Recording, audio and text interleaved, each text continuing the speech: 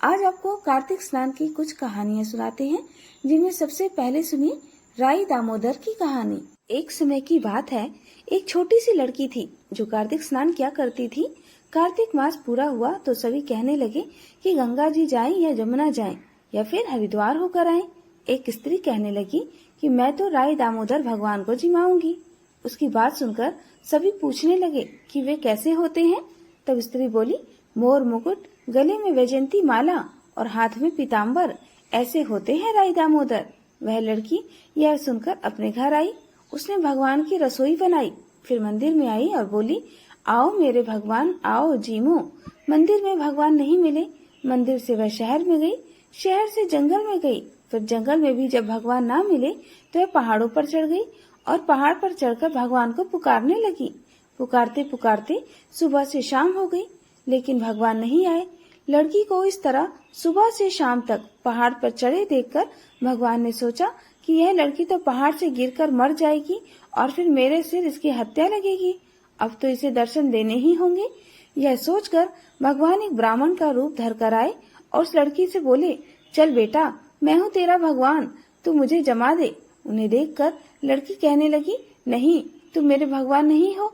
तब ब्राह्मण ने पूछा कि फिर तेरे भगवान कैसे हैं, बता तो सही। लड़की बोली, मेरे भगवान तो मोर मुकुट वाले, गले में वैजयंती माला पहने हुए और हाथ में पीताम्बर लिए हुए हैं। ब्राह्मण बोला, अच्छा ऐसे है तेरे भगवान?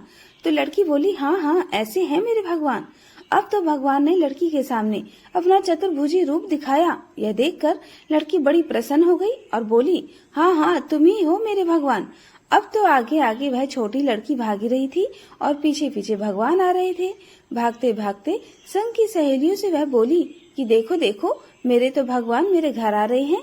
तब उनमें से किसी एक ने कहा, देखो तो इसके भगवान कैसे हैं। जिनके भाग्य में भगवान के दर्शन लिखे थे उन्हें तो हो गए। हे राई दामोदर भगवान, जैसे आपने उस लड़की को दर्शन दिए वैसे ही सभी को देना। प्रेम से बोलिए, कार्तिक के राई दामोदर की जय। अब सुनिए राई दामोदर की दूसरी कहानी। एक बार की बात है, एक माँ और एक बेटी थी। बेटी का नाम राई था। वह बहुत सुंदर और सुशील थी। भगवान कृष्ण की तो वह पक्की भक्त थी।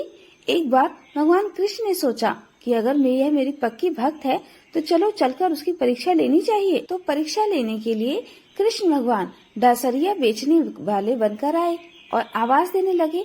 आवाज सुनकर राई अपनी माँ से कहने लगी, माँ, मुझे भी डांसरिया चाहिए। तो माँ बोली, मेरे पास तो पैसे नहीं हैं, कहाँ से लाऊं? बाजरा पड़ा है, वही ले जा। लड़की बाजरा लेकर भगवान के पास गई और भगवान ने जैसे ही बाजरे में फूंक मारी तो फुस उड़कर राई की आंख में पड़ गई। अब तो राई जोर जोर से रोने लगी और भगवान वहाँ से तब तक अंतर्ध्यान हो गए। और अब की बार भगवान एक वैद्य का रूप धरकर वहाँ आए और आवाज देने लगे। तब राई की माँ बाहर आई और बोली, वैद्य जी, मेरी बेटी की आंख में फुस गिर गया है, उसे निकाल दोगे क्या? तब भगवान जी वैद्य रूप में कहने लगे, अगर मैं फुस निकालूं तो उसका विवाह मेरे साथ करना पड़ेगा। राई की माँ तैयार हो गई, बेटी की सगाई कर दी। कार्तिक शुक्ल 11 के दिन विवाह भी निश्चित हो गया। अब विवाह तो तय कर दिया, लेकिन माँ के पास धन तो था नहीं। सोचने लगी, बेटी को क्या दूंगी। और फिर वह सोने की दुकान पर जाकर बोली कि मेरी राई के लिए लौंग और बिछिया घर दे दे।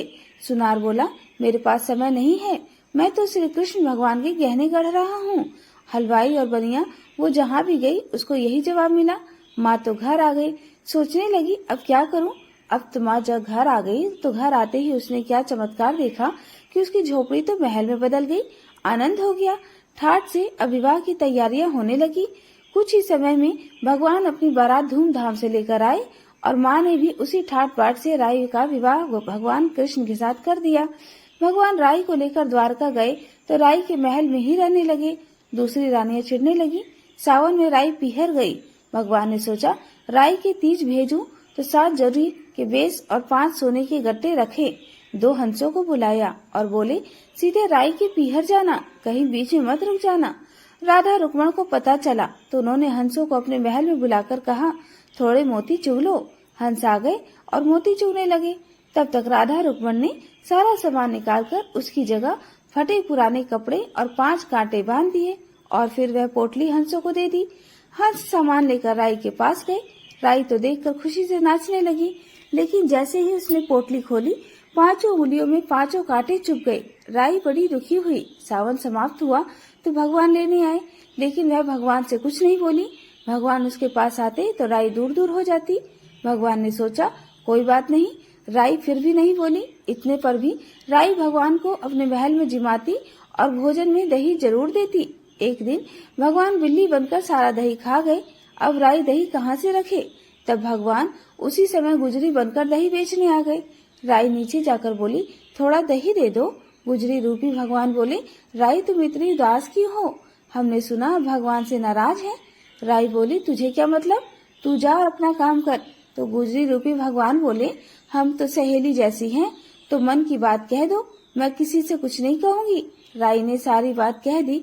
सुनते ही अब की बार भगवान को बड़ा अचंभा हुआ और वे वास्तविक रूप में आ गए और बोले, यह कैसे हुआ? मैंने तो जरी के बेस और सोने के गट्टे भेजे थे। भगवान ने तब हंसों को बुलाकर पूछा, बताओ तो हंसो, तुम कहीं रुके तो नहीं थे? हंस ने सारी बात बता दी। उन्होंने कहा, हम तो बस राधा रुक्मण के महल में मोती चुगने रुके थे और तो कहीं नहीं रुके। तब भगवान ने अब राधा रुक्मण जी को बुलाया और पूछा, आपने ऐसा क्यों किया? तब वे बोली, आप हमारे महल में नहीं पधारे ना, इसीलिए हमने ऐसा किया। तब भगवान बोले, आप हमको प्रेम से बुलाती तो हम जरूर आते। तब भगवान बोले, मैं कार्तिक का महीना राई को दूंगा, 5 दिन पस्त द्वितीया राधा रुक्मण को और 11 सत्यभामा को दूंगा। तब भगवान ने इस प्रकार सबको मान दिया। भगवान राधा रुक्मण राई को जैसे मान दिया वैसे सबको देना। इस कहानी को कहते सुनते और हुंकारा भरते सबको देना। सभी प्रेम से बोलिए, कार्तिक के राई दामोदर की जय। पुणे नहाई पड़वा नहाई, 5 रतन पंच तीरथ पंच भीखम नहाई। 1 टका मेरी गांठ में सुनियो रघुराई, आधे का लाई आंवला आधे की राई। राई दामोदर सांवला जिसने सृष्टि रचाई, राजा के घर उतरी पुत्री बनाई। राजा लाया ब्याह की रानी बन आई, 4 चक्कर 4 मकर 4 दिए की लौ। मैं तुझसे पूछूं श्री कृष्ण जी कब निस्तारा होए? जब आएगा कार्तिक का महीना तब निस्तारा होए। प्रेम से बोलिए, कार्तिक के राई दामोदर की जय। अब सुनिए भीष्म पंचक यानी पंच भीखु व्रत कथा। किसी गांव में एक साहूकार रहता था और उसका एक बेटा और बहू भी उसके साथ ही रहते थे। साहूकार की बहू कार्तिक मास में रोज सवेरे उठकर गंगा स्नान करने के लिए जाती। सुबह जल्दी जाते समय वह किसी भी पराये पुरुष का मुंह नहीं देखती थी। यह उसका रोज का नियम था। एक राजा का बेटा भी रोज सवेरे गंगा स्नान करने के लिए जाया करता था। वह हैरान होता कि मैं इतनी जल्दी उठता हूँ स्नान करने के लिए, लेकिन कोई तो है जो मुझसे भी जल्दी उठकर स्नान कर लेता है।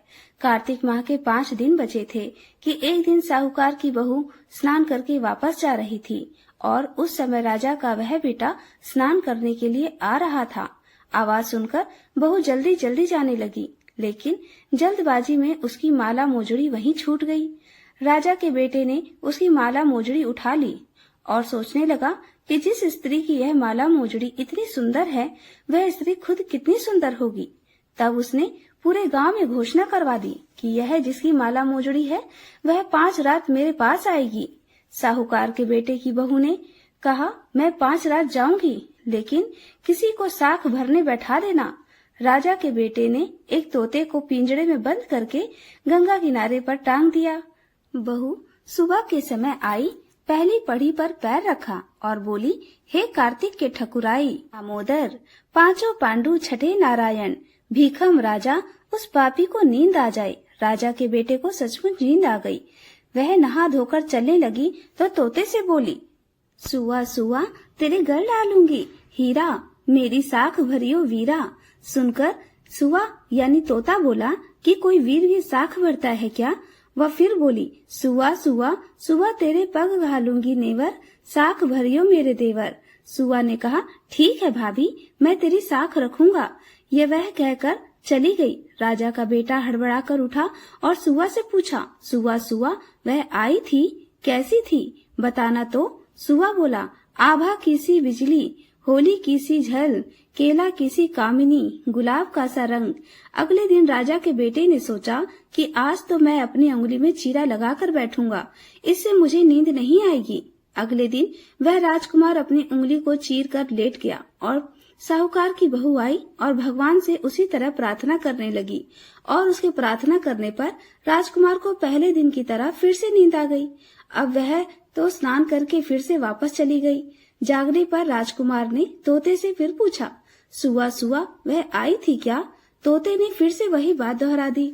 अब राजकुमार बोला कि आज तो मैं रातों में आंखों में मिर्ची डालकर बैठूंगा। रात में वह सचमुच अपनी आंखों में मिर्ची डालकर ही बैठ गया।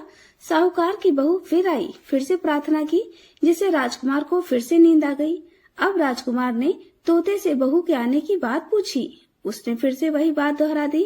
राजकुमार अब फिर से सोचने लगा, आज तो मैं बिना बिस्तर के ही बैठूंगा।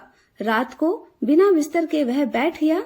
जब बहू कार्तिक स्नान करने आई तो उसने फिर से भगवान से प्रार्थना की। राजकुमार को फिर से नींद आ गई। जब वह स्नान करके जाने लगी तो आंखें बंद करके चली गई। राजकुमार जब उठा तो वह जा चुकी थी। राजकुमार अब तो बड़ी सोच में पड़ गया और सोचने लगा कि आज तो मैं अंगीठी जलाकर बैठूंगा, जिससे मुझे नींद नहीं आएगी। फिर वह रात को अंगीठी रखकर अपने पास में बैठ गया।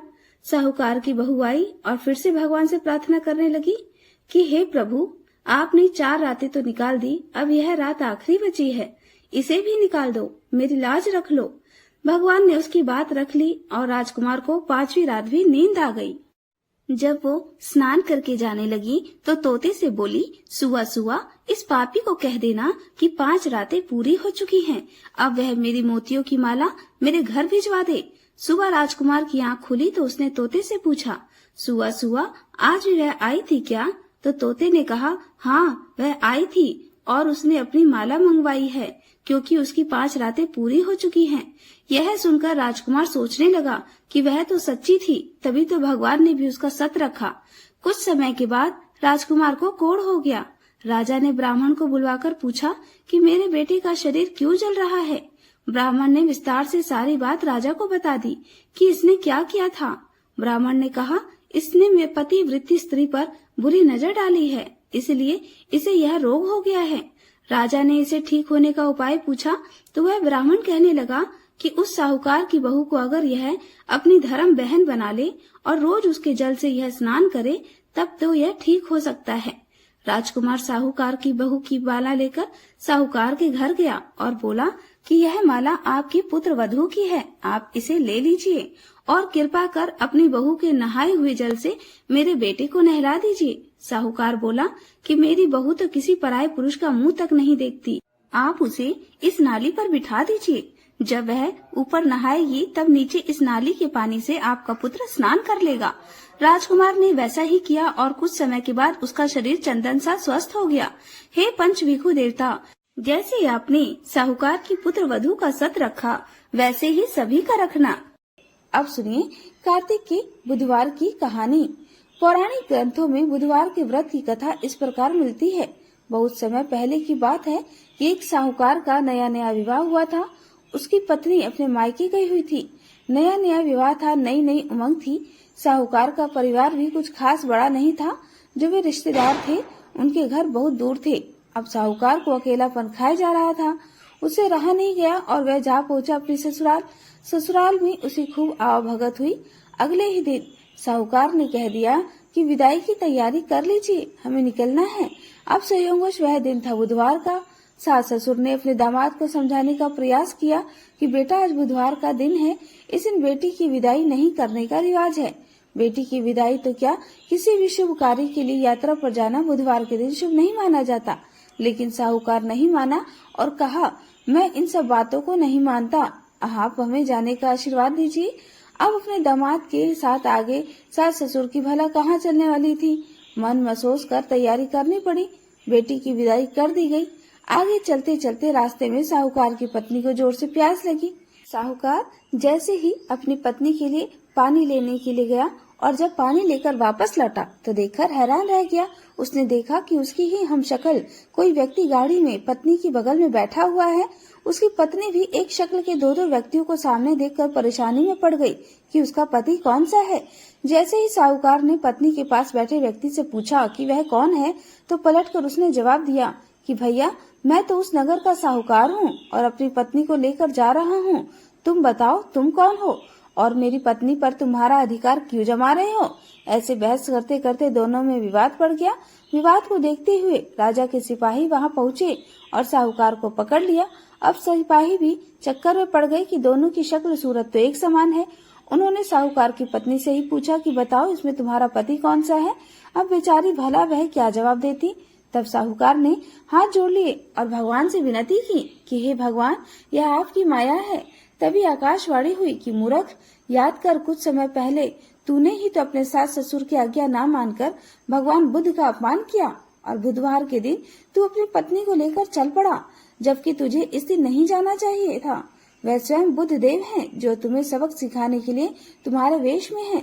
तब साहूकार ने सच्चे मन से क्षमा मांगी और भविष्य में कभी ऐसा न करने का वचन भी दिया और बुधवार को नियम पूर्वक व्रत का पालन करने का संकल्प लिया। तब जाकर साहूकार के रूप में प्रकट हुए बुद्ध देवता अंतर्ध्यान हो गए और साहूकार अपनी पत्नी को लेकर घर आ सका। इस घटना के बाद साहूकार और उसकी पत्नी दोनों नियमित रूप से बुधवार का व्रत का पालन करने लगे। मान्यता है कि जो भी व्यक्ति इस कथा को कहता है, सुनता है, पढ़ता है या बुधवार के दिन यात्रा करने पर भी कोई दोष नहीं लगता और समस्त सुखों की भी प्राप्ति होती है। बुध ग्रह की शांति और सर्व सुख के इच्छुक स्त्री पुरुष बुधवार के दिन इस व्रत को कर सकते हैं। ज्ञान, बुद्धि, कार्य, व्यापार आदि में उन्नति के लिए भी बुधवार का व्रत बहुत ही शुभ और फलदायी माना जाता है। आज के दिन बुध देवता के साथ साथ भगवान गणेश जी की भी पूजा का भी विधान है। कार्तिक मास में सुनी जाने वाली 8 वारों की कहानी। एक बार एक माँ और उसका एक बेटा था। एक बार माँ कार्तिक स्नान करने गई तो जाने से पहले अपनी बहू से बोल कर गई कि बहू, मेरे बेटे को रोज सुबह रोटी दे दिया करना। बहू ने कहा, अच्छा माँ जी दे दूंगी। अगले दिन सुबह बेटा उठकर बोला, माँ रोटी दो। बहू बोली, ना तो माँ है ना रोटी, कमा के लाओगे तभी रोटी मिलेगी। वह बोला, भाग्यवान, मैं तो कमाना ना जानू। लेकिन बहू नहीं मानी। उसने कहा, अच्छा तो 4 रोटी दे दो। बहू ने बनाकर रोटी दे दी और वह रोटी लेकर कुएं की पाल पर जाकर बैठ गया और कहने लगा, राम कमाना ना जानो। तब भगवान एक ब्राह्मण का वेश बनाकर आए और बोले, तुम ऐसे क्यों बैठे हो उदास। तो वह बोला, मेरी पत्नी ने कहा है कि कमा के लाओगे तभी रोटी मिलेगी, पर मैं तो कमाना नहीं जानता। तब ब्राह्मण बोले, भैया कमाना तो मैं भी नहीं जानता, हाँ पर मैं 8 वारों के नाम जानता हूँ जिससे तेरे घर में अटूट अन्न का भंडार हो जाएगा। गेहूं के दाने और पानी की घंटी ले लो, एक बर्तन को उगाड़ो और औंधों को सीधा कर दो। ब्राह्मण ने कही, उसने सुनी। रविवार, सोमवार, मंगलवार, बुधवार, बृहस्पतिवार, शुक्रवार, शनिवार 8 वारों का आसरा भरियो, पीहर सासरा अटूट भंडार होते चले गए। घर पहुंच गया तो घरवाली बोली, क्या लेकर आई। उसने कहा, मैं 8 वारों का नाम लाया हूँ। तो उसकी पत्नी ने सोचा चलो कुछ तो लाया है। गेहूं के दाने और पानी की घंटी ला, औंधों को सीधा ढको उगाड़ो। और उसने कही। उसकी पत्नी ने सुनी। रविवार, सोमवार, मंगलवार, बुधवार, बृहस्पतिवार, शुक्रवार, शनिवार 8 वारों का आसरा भरियो, पीहर सासरा। अब तो उसके अटूट अन्न भंडार भरते चले गए। बहू से बोला, मैं बेटी के घर जा रहा हूँ। फटे से कपड़े पहनकर वह बेटी के घर गया। बच्चे बोले, नाना आए, नाना आए। बेटी बोली, कैसे भेष में आए। बच्चे बोले, मैले भेष में आए। उसने बेटी से कहा, बेटी 8 वारों की मेरी कहानी सुन ले। तो बेटी ने कहा, पिताजी मेरा मुंह तो झूठा है। उसके पिताजी भूखे से ही सो गए। अगले दिन बेटी को तरस आया, पिताजी अपनी कहानी तो सुनाओ। पिताजी ने कहा, गेहूं के दाने लाओ, पानी की घंटी लाओ, ढकों को उघाड़ो, औंधों को सीधा करो। पिता ने कही और बेटी ने सुनी। रविवार, सोमवार, मंगलवार, बुधवार, बृहस्पतिवार, शुक्रवार, शनिवार 8 वारों का आसरा भरियो, पीहर सासरा। अटूट अन्न के भंडार भरते चले गए।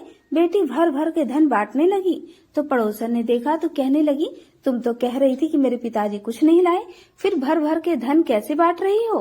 बेटी बोली, पिताजी तो खाली हाथ ही आए थे। यह तो 8 वारों की कहानी का फल है। पड़ोसन कहने लगी, अपने पिताजी से हमको 8 वारों की कहानी सुनवा दोगी क्या। तो उसने अपने पिताजी से कहा। पिताजी बोले, आज तो मेरा मुंह झूठा है, कल सुना दूंगा। अगले दिन उसके पिताजी ने पड़ोसन को 8 वारों की कहानी सुनाई। उसके भी खूब अन्न धन के भंडार भर गए। 8 वारों जैसे उस ब्राह्मण के 8 वारों की कहानी से सबके अटूट भंडार भर गए, वैसे सबके भरना। कहानी कहते सुनते हुंकार भरने वाले सब पर अपनी कृपा करना। सभी प्रेम से बोलो आठों वारों की जय। अब सुनिए कार्तिक मास की बूढ़ी माई और श्री कृष्ण के कंधे की कहानी। कार्तिक मास में सभी औरतें तुलसी जी को जल से सींचने जाया करती थी। एक बूढ़ी माई भी थी जो कार्तिक मास में नियम से तुलसी जी को सींचा करती और जब भी वह सींचने जाती तो तुलसी माता से हाथ जोड़कर कहती, हे तुलसी माता सत्य की दाता, मैं तेरा बिरवा सींचती हूँ, मुझे बहू दे, पीले रंग की धोती दे, मीठा ग्रास दे, वैकुंठ में वास दे, अच्छी मौत दे, चंदन का काठ दे, अच्छा राज दे, खाने को दाल भात दे और ग्रास के दिन श्री कृष्ण का कांधा दे। बूढ़ी माई की यह बातें सुनकर तुलसी माता सूखने लगी। तुलसी माता को यूं सूखते देखकर भगवान श्री कृष्ण ने पूछा, हे तुलसी, तुम दिन प्रतिदिन सूखती क्यों जा रही हो? तब तुलसी माता ने कहा, बस मेरे मन की मत पूछो प्रभु।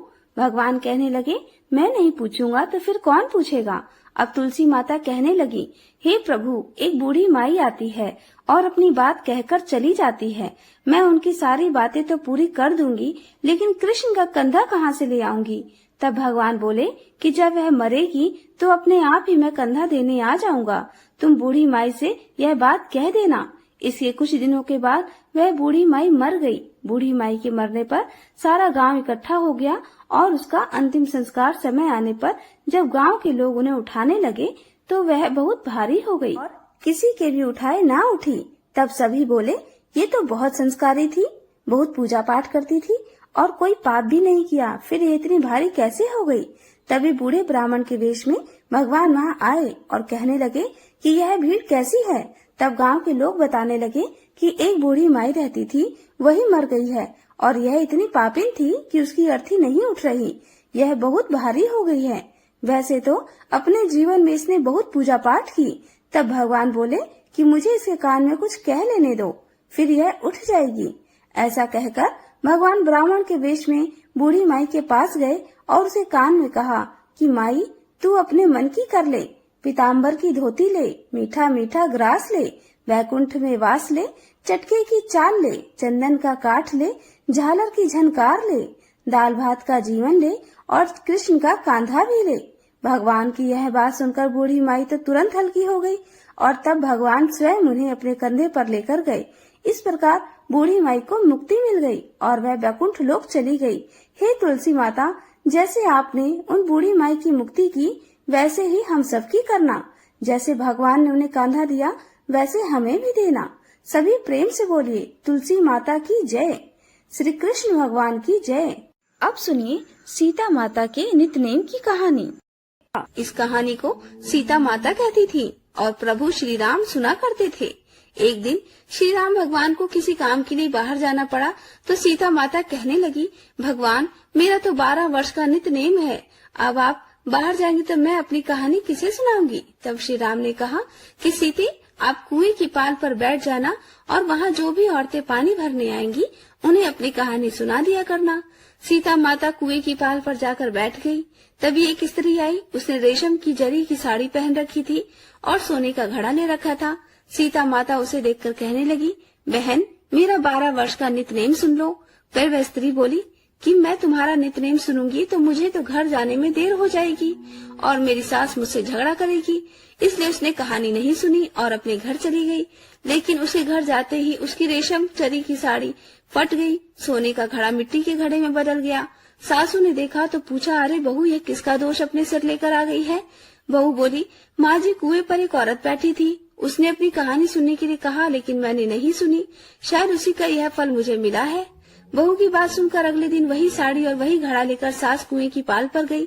सास को वहीं पर सीता माता बैठी मिली तो माता सीता ने कहा, बहन, मेरी कहानी सुन लीजिए। सासू बोली, एक बार छोड़, मैं तो 4 बार कहानी सुन लूंगी। तब सीता माता बोली, राम आए लक्ष्मण आए, देश के पुजारी आए, नित नेम का नेम लाए, आओ राम बैठो राम, तपी रसोई जीमो राम, माखन मिश्री खाओ राम, दूध बताशा पियो राम, सूत के पल का मोठो राम, शाल दुशाला पोठो राम, शाल दुशाला ओढ़ो राम, जब बोलूं राम ही राम, राम सवारे सबके काम, खाली घर भंडार भरेंगे, सबका बेड़ा पार करेंगे, श्री राम जय जय राम। सासू बोली, बहन कहानी तो बहुत अच्छी लगी। फिर कहानी सुनकर सासू घर चली गई और उसकी साड़ी फिर से रेशम जरी की बन गई। मिट्टी का घड़ा भी फिर से वापस सोने के घड़े में बदल गया। बहू ने देखा तो कहने लगी, सासू माँ आपने ये सब कैसे किया? सासू बोली, बहू तू दोष लगा कर आई थी और अब मैं दोष उतार कर आ रही हूँ। बहू ने पूछा कि माँ जी वह कुएं वाली स्त्री कौन है? सासू ने बताया कि वह तो सीता माता थी। वह पुराने से नया कर देती हैं, खाली घर में भंडार भर देती हैं। वह लक्ष्मी का वास घर में कर देती हैं और मनुष्य की जो भी इच्छा हो उसे पूर्ण कर देती हैं। बहू बोली, माँ जी फिर तो ऐसी कहानी मुझे भी सुना दो। सास बोली कि ठीक है तुम भी सुनो। फिर सास ने कहानी शुरू की।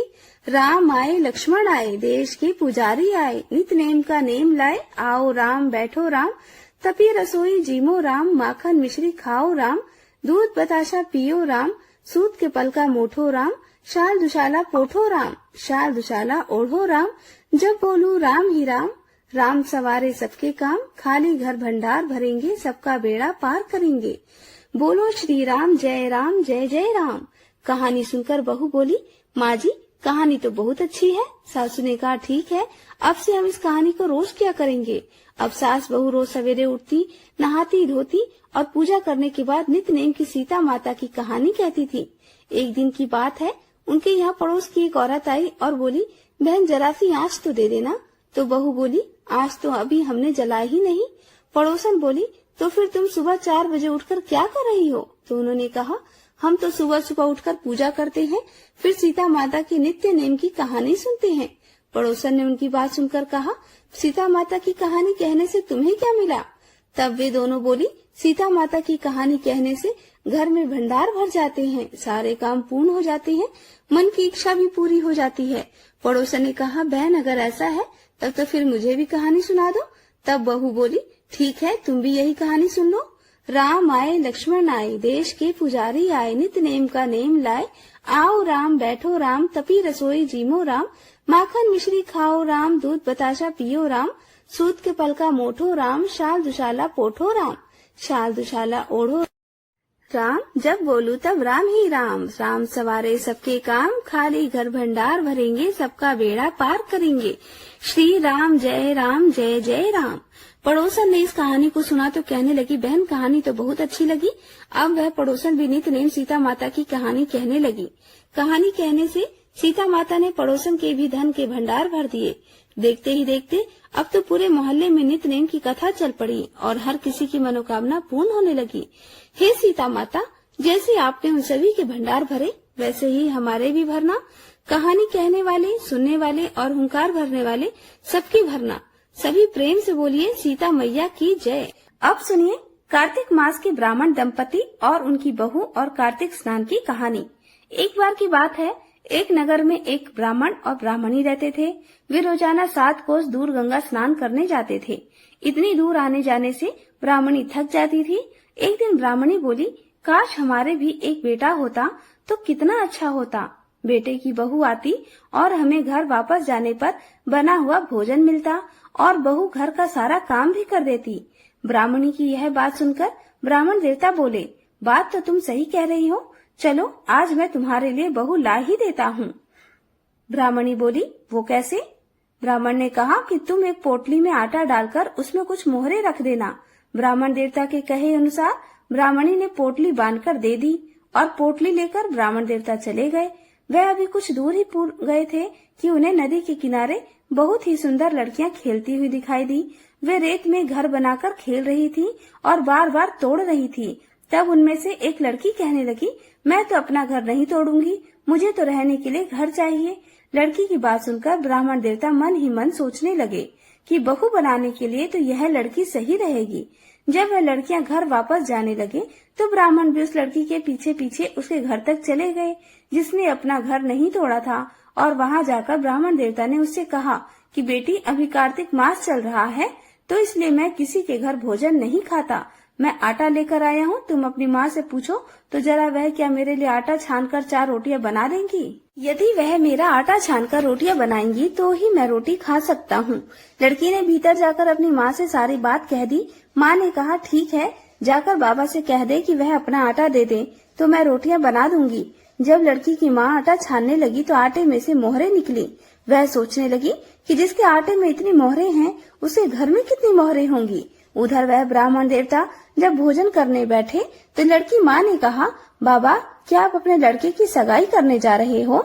ब्राह्मण ने कहा, मेरा बेटा तो काशी में पढ़ने गया हुआ है, लेकिन यदि तुम कहो तो खांड कटोरे से विवाह करके तुम्हारी बेटी को मैं अपने साथ ले जाऊं। लड़की की माँ बोली, ठीक है बाबा, और फिर खांड कटोरे से अपनी लड़की का विवाह करके उसे ब्राह्मण देवता के साथ उसने भेज दिया। ब्राह्मण ने घर आकर कहा, रामू की माँ दरवाजा खोलो, देखो तो मैं तुम्हारे लिए बहू लेकर आया हूँ। ब्राह्मणी बोली, पूरी दुनिया तो ताने मारती ही थी, अब आप भी मारने लगे? अरे हमारा तो कोई बेटा ही नहीं है, तो भला बहू कहाँ से आएगी? ब्राह्मण ने कहा, अरे भाग्यवान, दरवाजा खोल कर देख तो सही। जब ब्राह्मणी ने दरवाजा खोला तो सामने बहू को खड़ी देखा। उसने बहू का प्रसन्न मन से स्वागत किया और खूब आदर सत्कार से घर के भीतर ले गई। अब ब्राह्मण और ब्राह्मणी स्नान करने जाते तो बहू पीछे घर का सारा काम करके भोजन बनाकर तैयार रखती। वह उनके कपड़े धोती, रात को पैर भी दबाती। इस तरह काफी समय बीत गया। ब्राह्मणी ने एक दिन अपनी बहू से कहा कि बहू, तू कभी भी चूल्हे की आग बुझने मत देना और मटके का पानी खत्म मत होने देना। लेकिन एक दिन चूल्हे की आग बुझ गई। तब बहू भागी भागी अपने पड़ोसन के पास गई और बोली, मेरे घर में चूल्हे की आग बुझ गई है, मुझे थोड़ी आग चाहिए। मेरे सास ससुर सुबह 4 बजे से गए हुए हैं स्नान करने, वो थके हारे आएंगे, इसलिए मुझे उनके लिए भोजन बनाना है। पड़ोसन बोली कि तू तो बावली है, यह दोनों तुझे मिलकर पागल बना रहे हैं, इनका कोई बेटा नहीं है। बहू बोली, दीदी ऐसा तो मत बोलो, इनका बेटा तो बनारस काशी में पढ़ने गया हुआ है। तब पड़ोसन ने कहा कि यह तुझे झूठ बोलकर लाए हैं, इनका कोई बेटा नहीं है। अब की बार तो बहू पड़ोसन की बातों में आ ही गई और कहने लगी, तब आप ही बताओ मैं क्या करूं? पड़ोसन ने कहा, करना क्या है, जब तुम्हारे सास ससुर वापस आए तो जली फूकी रोटियां और बिना नमक की पतली दाल बनाकर दे देना। खीर का चमचा दाल में और दाल का चमचा खीर में डाल देना। अब तो बहू पड़ोसन की सारी सीख लेकर घर आ गई और जब उसके सास ससुर वापस घर आए तो आज ना तो उनकी बहू ने उनका आदर सत्कार किया, न ही उनके कपड़े धोए। यहाँ तक कि जब उसने अपनी सास ससुर को भोजन दिया तो सास बोली, बहू आज यह रोटियां जली फूकी क्यों है और दाल भी बिना नमक की है?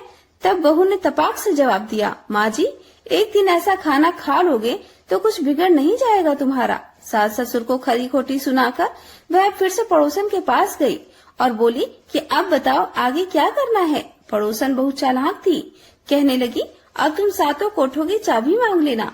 और अगले दिन जब वह ब्राह्मण ब्राह्मणी स्नान करने के लिए जाने लगे तो बहू जिद पर अड़ गई, बोली, मुझे तो सातों कोठों की चाबी चाहिए। तब ससुर ने ब्राह्मणी से कहा, इसे चाबी दे दो, आज नहीं तो कल इसे देनी ही है।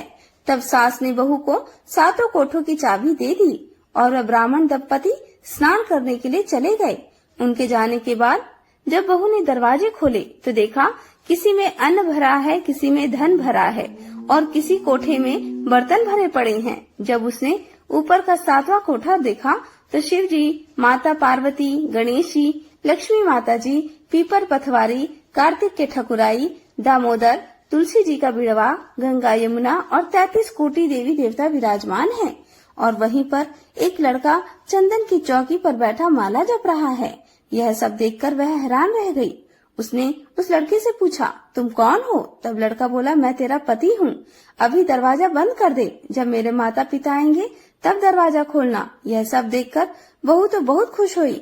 16 श्रृंगार कर, सुंदर वस्त्र पहनकर अपने सास ससुर की प्रतीक्षा करने लगी। उसने आज अपने सास ससुर के लिए खूब अच्छे अच्छे पकवान बनाए। जब उसके सास ससुर घर वापस आए तो उसने उनका आदर सत्कार किया और प्रेम पूर्वक भोजन कराया। फिर पैर दबाने लगी। पैर दबाते दबाते बहू ने कहा, माँ जी, आप इतनी दूर गंगा यमुना स्नान करने के लिए जाती हो, आप थक जाती होगी, इसलिए अब आप घर पर ही स्नान क्यों नहीं कर लेती? यह सुनकर सास बोली, बेटी, गंगा यमुना घर पर तो नहीं बहती है। तब उसने कहा, हाँ माँ जी, बहती है, चलिए मैं आपको दिखाती हूँ। जब बहू ने 7वां कोठा खोलकर दिखाया तो उसमें तो शिव जी, पार्वती जी, गणेश जी, लक्ष्मी जी, पीपल पथवारी, कार्तिक के ठकुराई, दामोदर, तुलसी जी का बड़वा और गंगा यमुना बह रही हैं। साथ ही 33 कोटि देवी देवता भी विराजमान हैं और वहीं चौकी पर बैठा एक लड़का माला जप रहा है। माँ ने देखा तो पूछा, बेटा तू कौन है? लड़का बोला, माँ जी मैं ही तो तुम्हारा बेटा हूँ। तब ब्राह्मणी ने पूछा, तू कहाँ से आया है? लड़के ने उत्तर दिया, माँ जी मुझे कार्तिक देवता ने भेजा है। ब्राह्मणी ने कहा, बेटा भला यह दुनिया कैसे मानेगी कि तू मेरा ही बेटा है? तब ब्राह्मणी ने कुछ विद्वान पंडितों से सहायता मांगी। पंडितों ने कहा कि इस बार बहू बेटा खड़े हो जाएं और उस बार ब्राह्मणी खड़ी हो जाए। ब्राह्मणी ने चमड़े की अंगिया पहनी और छाती में से दूध की धार निकलकर अगर बेटे की दाढ़ी मूछ भिगा जाए और पवन पानी से गठजोड़ बंधे तब मान लेना कि यह बुढ़िया का ही बेटा है। तब उसने ऐसा ही किया।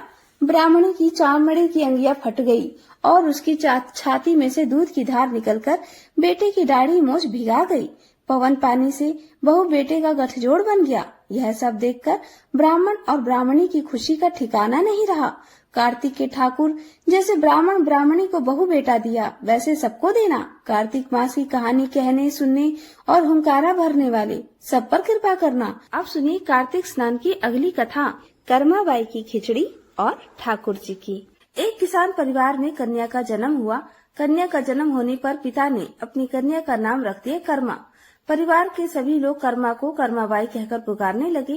कर्माबाई के पिता भी बहुत बड़े कृष्ण भक्त थे। उन्होंने अपने घर में ही भगवान कृष्ण का मंदिर बना रखा था, जहाँ वे रोज नियम से भगवान कृष्ण की पूजा करते, उन्हें भोग लगाते और भोग लगाने के बाद ही वे भोजन ग्रहण किया करते।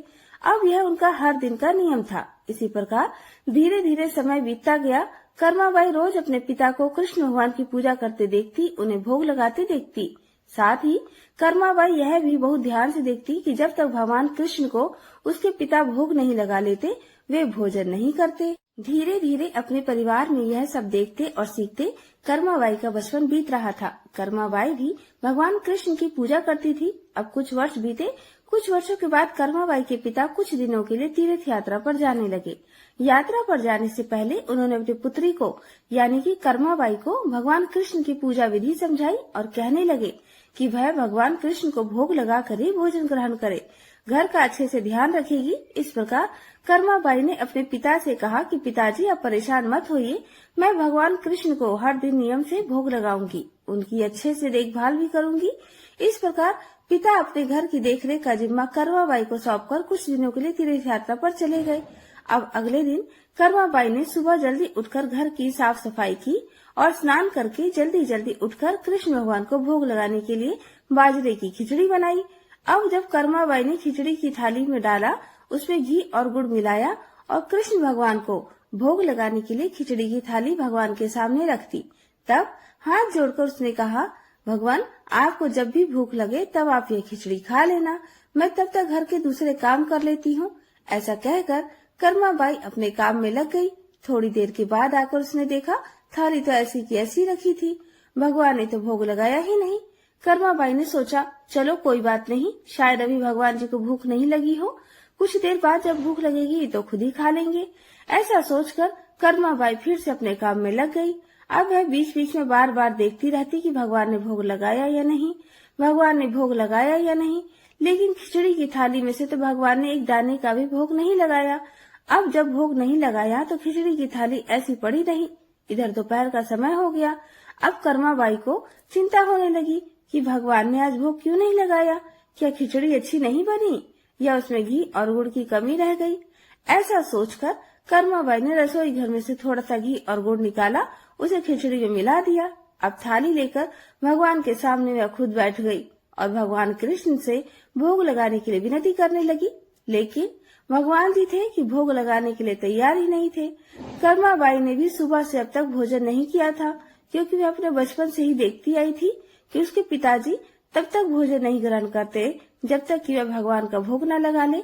तब कर्माबाई ने भगवान से कहा कि भगवान अब तो आप भोग लगा लीजिए, मैंने आपकी पूजा की और आपके भोग की जिम्मेदारी पिताजी मुझे देकर गए हैं। अगर आप पिताजी का इंतजार कर रहे हैं तब तो आपको आज के दिन भूखा ही रहना पड़ेगा, क्योंकि पिताजी तो तीर्थ यात्रा पर गए हैं, बहुत दिनों के बाद वापस आएंगे। इसलिए हे कृष्ण भगवान आप भोग लगा लीजिए, नहीं तो मुझे भी भूखा रहना पड़ेगा, क्योंकि पिताजी तो तीर्थ यात्रा पर गए हैं और कुछ दिनों के बाद ही वापस आएंगे। तब तक आपको मेरे हाथ से बना हुआ भोजन ही करना पड़ेगा।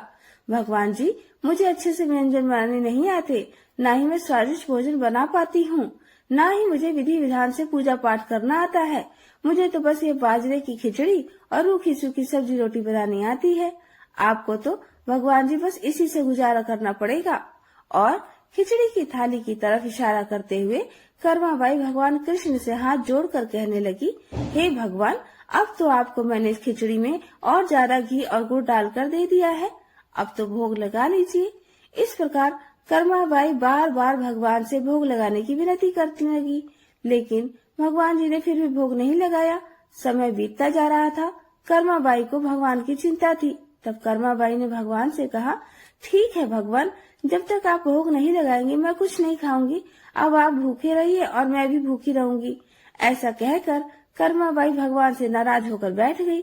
दोपहर बीती, शाम होने को आई, लेकिन भगवान की तरह कर्माबाई ने भी कुछ नहीं खाया। कर्माबाई भूखी प्यासी बैठी रही। आखिरकार कर्माबाई की जिद देखकर भगवान की मूर्ति से आवाज आई, अरे कर्माबाई, तुमने तो पर्दा किया ही नहीं, मैं ऐसे कैसे भोग लगा लूं? यह बात सुनकर कर्माबाई ने तुरंत अपनी चुनरी का पर्दा कर दिया। फिर उसी की छाया में भगवान कृष्ण ने बाजरे की खिचड़ी का भोग लगा लिया और देखते ही देखते पूरी थाली खाली हो गई। यह देखकर कर्माबाई भगवान से कहने लगी, हे प्रभु, बस इतनी सी बात थी तो पहले ही बता देते, सारा दिन खुद भी भूखे रहे और मुझे भी भूखा रखा। इसके बाद भगवान को भोग लगाकर कर्माबाई ने भी भोजन ग्रहण किया। अब कर्माबाई का रोज का यह नियम बन गया। कर्माबाई रोज सुबह जल्दी उठकर सबसे पहले भगवान के लिए भोज बनाती और भोग की थाली भगवान के सामने रखकर पर्दा लगाकर बैठ जाती और थोड़ी देर बाद देखती तो थाली पूरी की पूरी खाली मिलती। यह देखकर कर्मा बहुत खुश हो जाती और खुशी खुशी करके बाकी काम निपटाने लगती। कर्माबाई का यह विश्वास था कि भगवान को सुबह जल्दी ही भूख लग जाती है, इसलिए तो वह सुबह सवेरे जल्दी उठकर बाकी काम करे बिना सबसे पहले भगवान के लिए भोजन बनाती और बड़े प्रेम से भगवान को भोजन खिलाती थी। और जब भगवान भोजन कर लेते तब निश्चिंत होकर स्नान आदि का काम करती और घर के दूसरे बाकी काम करती। अब यही क्रम कई दिनों तक चलता रहा। कुछ दिनों के बाद कर्माबाई के पिता तीर्थ यात्रा पूरी करके घर वापस लौट आए। पिता के वापस आने पर कर्माबाई ने उन्हें बताया कि पहले दिन जब उसने भगवान कृष्ण को भोग लगाया था तो कैसे भगवान ने उसे पूरे दिन नखरे दिखाए थे, सारा दिन खुद भी भूखे रहे और मुझे भी भूखा रखा। तब शाम को जाकर कहीं उन्होंने खिचड़ी खाई। अब तो भगवान कृष्ण सुबह सवेरे जल्दी भोग लगा लेते हैं और देखते ही देखते पूरी थाली भी साफ कर देते हैं। यह बात सुनकर कर्माबाई के पिता हैरान रह गए और कृष्ण भक्त पिता को अपनी पुत्री की सरल प्रेम भक्ति और भगवान श्री कृष्ण की कृपा को समझते बिल्कुल देर नहीं लगी। अब कर्मा के पिताजी सोचने लगे कि जिस भगवान को प्राप्त करने की इच्छा से वे तीर्थ यात्रा करने गए थे, वह भगवान तो साक्षात उनके घर में ही विराजमान है और उन्हीं की पुत्री के हाथों से रोज भोग भी लगाते हैं। मन में ऐसा सोचकर वे कर्माबाई को अपनी पुत्री के रूप में प्राप्त करके अपने बाप को धन्य समझने लगे। उन्होंने कर्माबाई से कहा, बेटी, आज से तुम ही भगवान की सेवा करना और रोज भगवान को अपने हाथों से ही भोग लगाना।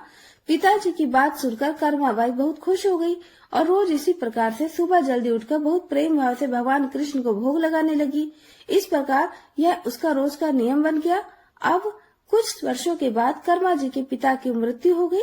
अब कर्मा अपने घर में अकेली रह गई, इसलिए कर्मा का घर में बिल्कुल मन नहीं लगता था। फिर एक दिन कर्मा ने अपने घर से कुछ जरूरी कपड़े लिए और भगवान कृष्ण की मूर्ति लेकर अपने गांव को छोड़कर तीर्थ यात्रा पर निकल पड़ी। तीर्थ यात्रा पर अलग अलग तीर्थों के दर्शन करते करते कर्माबाई उड़ीसा के जगन्नाथपुरी पहुंच गई और जगन्नाथपुरी में ही कर्माबाई ने निवास करने का निश्चय कर लिया। जगन्नाथपुरी में ही कर्माबाई ने छोटी सी कुटिया बना ली और उसी में रहने लगी। अब कर्माबाई रोज सवेरे अपने नियम के अनुसार जल्दी उठकर भगवान श्री कृष्ण के लिए बड़े प्रेम से खिचड़ी बनाती और भगवान की थाली में भोग लगाती। कुछ देर में भगवान खिचड़ी खा लेते। जब थाली साफ हो जाती तब कहीं जाकर कर्माबाई अपने सारे बाकी के काम करती, तब स्नान करती और बाकी कामों में लग जाती। इस प्रकार यह क्रम निरंतर चलता रहा।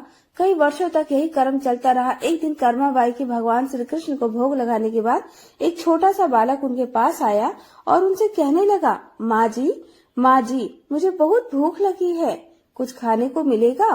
कर्माबाई कहने लगी, हाँ बेटा, बिल्कुल, मैंने अभी अभी तो खिचड़ी बनाई है, आजा बैठ जा, तू भी खिचड़ी खा ले। ऐसा कहकर कर्माबाई बड़े प्रेम से उस बालक के लिए एक थाली में खिचड़ी परोस कर ले आई और बड़े प्रेम से उसे खिचड़ी खिलाने लगी। अब बालक भी बड़े चाव से खिचड़ी खाने लगा। दरअसल कर्माबाई के घर में साक्षात भगवान कृष्ण बालक का रूप धारण करके पधारे थे। उधर बालक ने जल्दी जल्दी खिचड़ी खा ली और कहने लगा, माँ जी, खिचड़ी तो बहुत ही स्वादिष्ट बनी है, क्या मैं कल भी खिचड़ी खाने को आऊँ? तब कर्माबाई कहने लगी, अरे बेटा, कल क्या, मैं तो तेरे लिए रोज खिचड़ी बना कर रखूंगी, तू रोज खिचड़ी खाने आ जाया कर। बालक कहने लगा, ठीक है माँ जी, अब से मैं रोज खिचड़ी खाने आऊंगा। ऐसा कहकर बालक चला गया। अगले दिन से वह बालक रोज सुबह सवेरे कर्माबाई के पास खिचड़ी खाने आने लगा।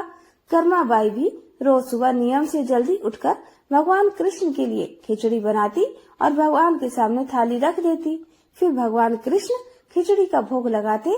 थोड़ी ही देर बाद वो बालक भी आ जाता, उसे भी बड़े प्रेम से खिचड़ी खिलाती और उसके बाद अपने स्नान दान ध्यान आदि कामों में कर्माबाई लग जाती। एक दिन की बात है, कर्माबाई की कुटिया के पास एक साधु आया। बातों ही बातों में उसे पता चला कि कर्माबाई बिना स्नान ध्यान किए और बिना चूल्हा चौका किए भगवान कृष्ण के लिए खिचड़ी बनाती है और भोग लगाती है। तब उसने कर्माबाई के पास जाकर कहा कि स्नान किए बिना भगवान की पूजा करने और भोग लगाने से बड़ा भारी पाप लगता है। इसलिए उसने कर्माबाई को स्नान करके पूरी विधि विधान से पूजा करके भोग लगाने को कहा। साधु की बात सुनकर भोली भाली कर्माबाई अगले दिन सुबह जल्दी उठकर स्नान करके खिचड़ी बनाने लगी। फिर पूरे विधि विधान से पूजा करके भोग लगाने लगी। लेकिन यह सब करने में कर्माबाई को बहुत देर लग जाती।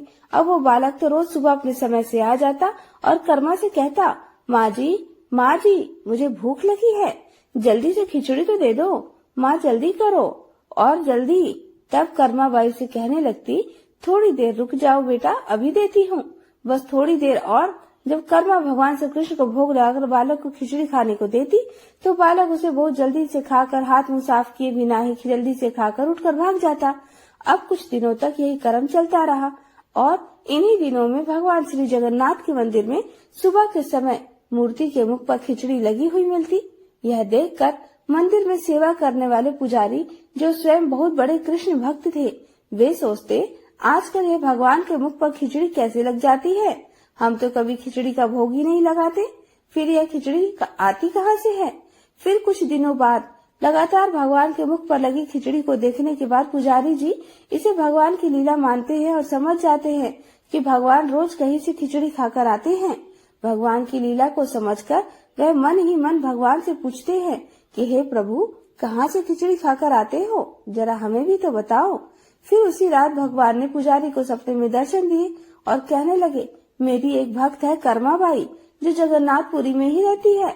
वह रोज सुबह सवेरे मेरे लिए बाजरे की खिचड़ी बनाती और बड़े प्रेम से मुझे भोग लगाती है और मैं भी रोज सवेरे सवेरे जल्दी जल्दी कर्माबाई के पास खिचड़ी खाने पहुंच जाता हूँ।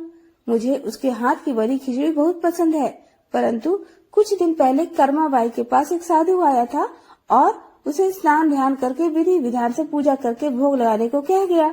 इसलिए आजकल कर्माबाई विधि विधान से पूजा करने के बाद ही भोग लगाती है और उसके बाद मुझे खिचड़ी मिलती है। लेकिन यह सब काम करने में उसे बहुत देर हो जाती है और तब तक मुझे खिचड़ी खाने का इंतजार करना पड़ता है और भूख भी बर्दाश्त करनी पड़ती है। और अब जब तक मैं कर्माबाई के घर में खिचड़ी खाता हूँ, तब तक यहाँ मंदिर में भक्त जन आने लगते हैं। इसलिए आजकल मुझे खिचड़ी खाकर मुंह हाथ धोए बिना ही झूठे मुंह भाग कर आना पड़ता है। स्वप्न में दर्शन पाकर पुजारी ने अगले दिन उस साधु की खोज कराई और साधु को बुलाकर उसे सारी बात बता दी। पुजारी से यह सब बातें जानकर वह साधु घबराने लगा। घबराता हुआ कर्माबाई के पास जा पहुंचा और कहने लगा, आप पहले की तरह ही सुबह सवेरे जल्दी उठकर भगवान को खिचड़ी का भोग लगाया करो। आपके लिए कोई भी नियम या विधान की जरूरत नहीं है। साधु की बातें मानकर कर्माबाई अब पहले की तरह बिना स्नान ध्यान के भगवान के लिए भोजन बनाती और फिर उन्हें भोजन कराती। तब तक वह नन्हा बालक भी उनके पास खिचड़ी खाने पहुंच जाया करता। इस तरह से यह क्रम लगातार चलता रहा और एक दिन कर्माबाई संसार को छोड़कर प्रभु के धाम में चली गई। कहते हैं, जब कर्माबाई की मृत्यु हुई तब जगन्नाथपुरी के मंदिर में भगवान के श्री विग्रह के नैनों से अश्रु निकल रहे थे।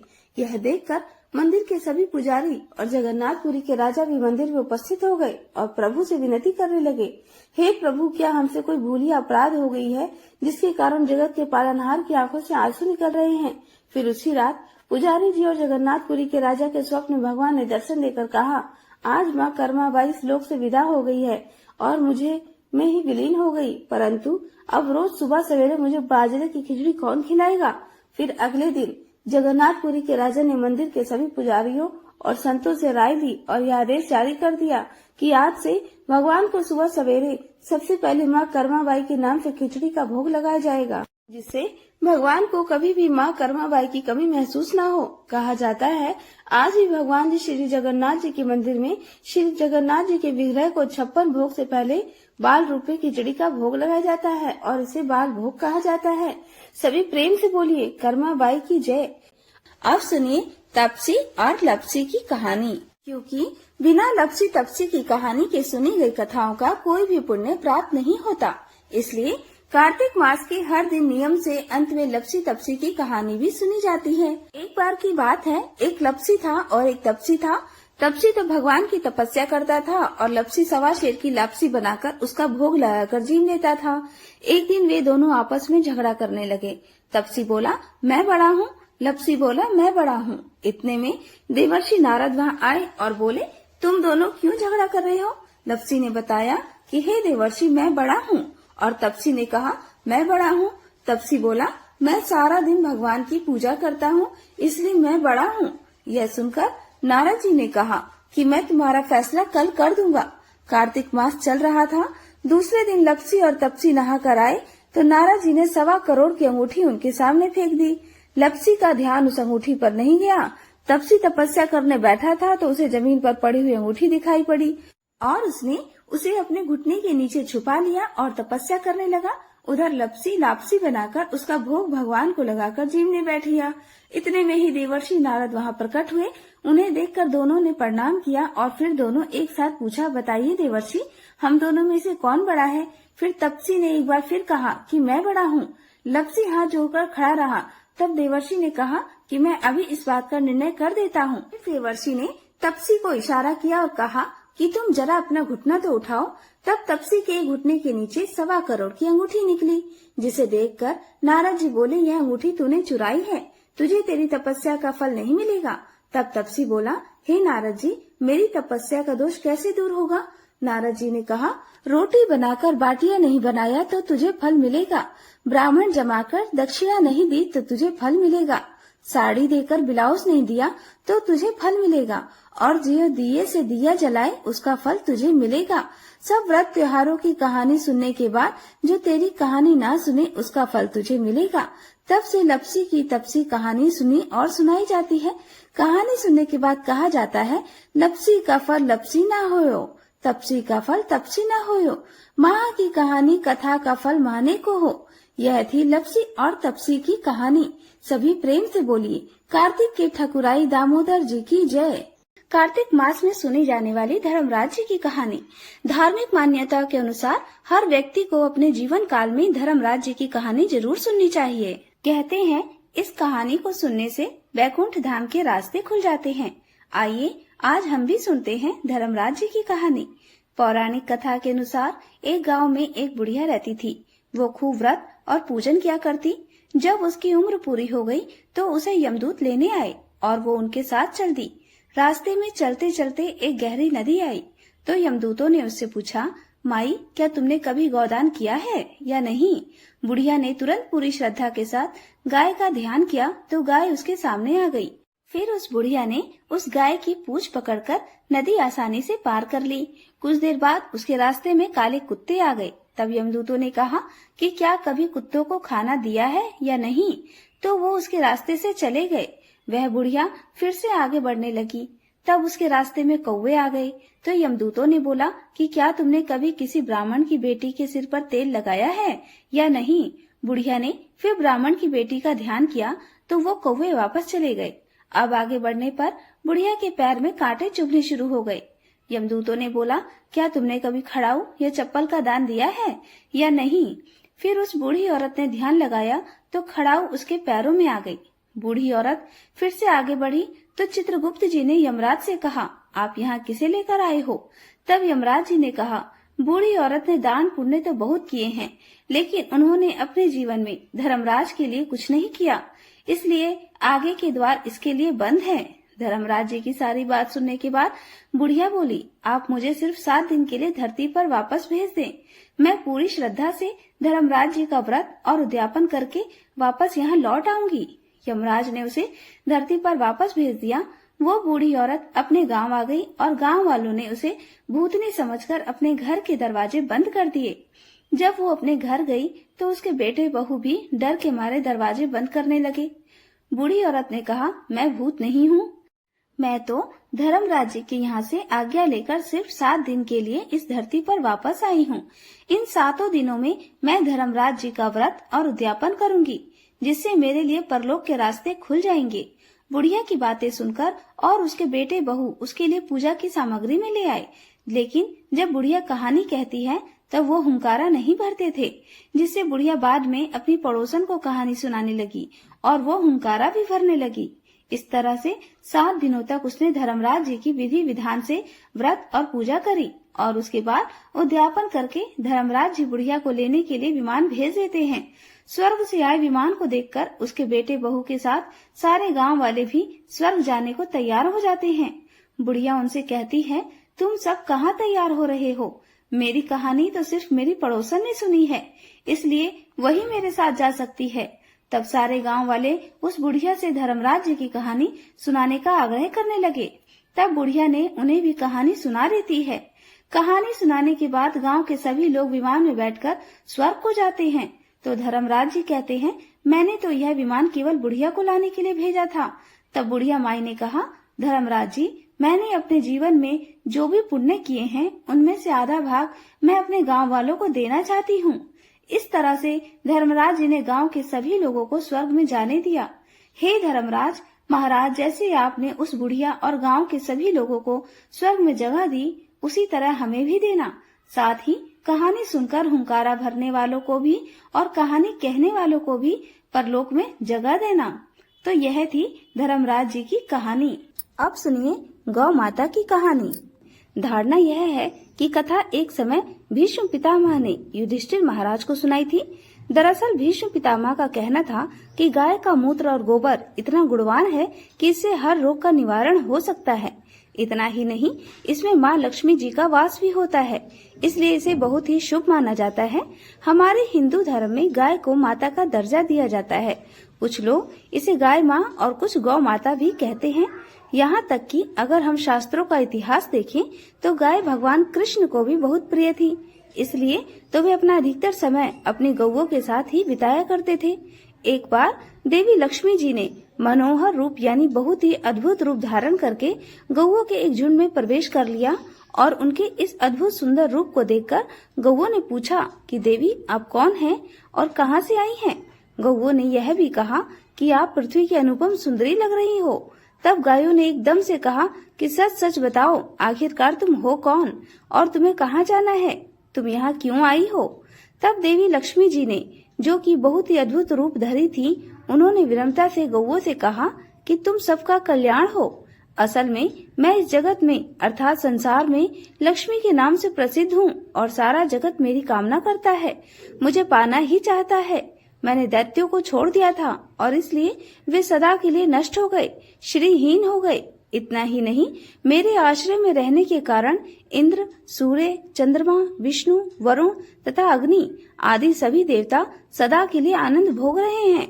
इसके बाद देवी लक्ष्मी जी ने कहा कि जिनके शरीर में मैं प्रवेश नहीं करती वे सदैव नष्ट हो जाते हैं और मैं तुम्हारे शरीर में ही निवास करना चाहती हूँ। लेकिन इसके बाद भी कथा समाप्त नहीं हुई, क्योंकि गौओं ने अभी तक माँ लक्ष्मी जी को अपनाया ही नहीं था। देवी लक्ष्मी जी की इन सारी बातों को सुनने के बाद गौओं ने कहा कि देवी आप बहुत चंचल हो, इसलिए आप कभी कहीं ठहरती नहीं। इसके अलावा आपको बहुतों के साथ भी एक सा ही संबंध है, इसलिए हम तुम्हारी इच्छा नहीं है। तुम्हारी जहाँ भी इच्छा हो तुम चली जाओ। तुमने हमसे बात की, इतने में ही हम अपने आप को तुम्हारी कृतार्थ यानी तुम्हारी आभारी मानती हैं, लेकिन हम तुम्हें अपनाना नहीं चाहती। गौओं के ऐसा कहने पर देवी लक्ष्मी ने कहा कि यह तुम क्या कह रही हो? मैं तो दुर्लभ और सती हूँ, यानी मुझे पाना आसान नहीं है, फिर भी तुम मुझे स्वीकार नहीं कर रही। आखिरकार इसका क्या कारण है? यहाँ तक कि देवता, दानव, मनुष्य आदि सब कठोर तपस्या करके मेरी सेवा का सौभाग्य प्राप्त करते हैं, इसलिए तुम भी मुझे स्वीकार करो। और वैसे भी इस संसार में ऐसा कोई नहीं है जो मेरा पान करता हो। सभी मुझे चाहते हैं, सभी मुझे प्राप्त करना चाहते हैं।